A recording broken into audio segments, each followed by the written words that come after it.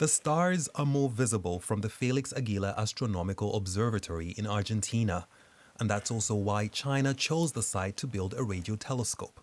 But works were stopped by Javier Milei's government recently.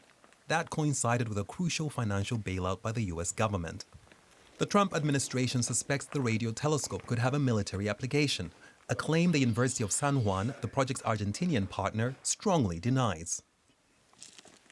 Could have very limited military use, as surrounding elevations greatly obstruct the view of anything on the surface. Also, the military use that a radio telescope can have depends mainly on whether it has a transmitter to use as a radar. This radio telescope does not have a transmitter.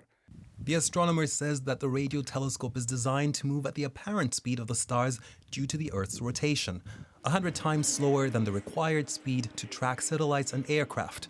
Gonzalez believes China needs this location for observing distant galaxies, a project that's also valuable for studying tectonic plate movements.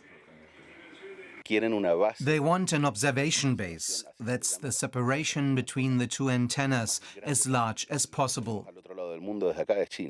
Other observation centers were also challenged when the U.S. announced the financial bailout.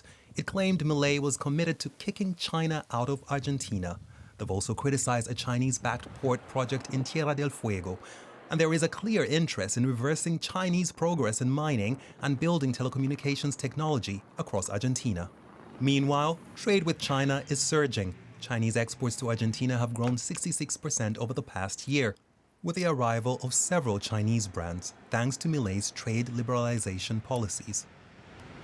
In October, the Dolphin Mini was the best-selling electric vehicle in Argentina, which is an impressive result for a newcomer. Everyone's here because of zero tariffs. In response to Milei's alignment with Trump, José Octavio Bordón, the former president of the Argentine Council of International Relations and former ambassador to the U.S., says a more nuanced foreign policy is needed. If the president feels comfortable with Donald Trump and the U.S. government, he has every right. But he has to take advantage of that to come up with the best foreign policy in line with the interests of Argentina, not to be subordinated to the games of a great power.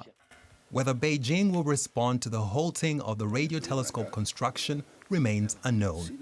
It has already cost China $24 million, and an additional $4 million was invested by Argentina.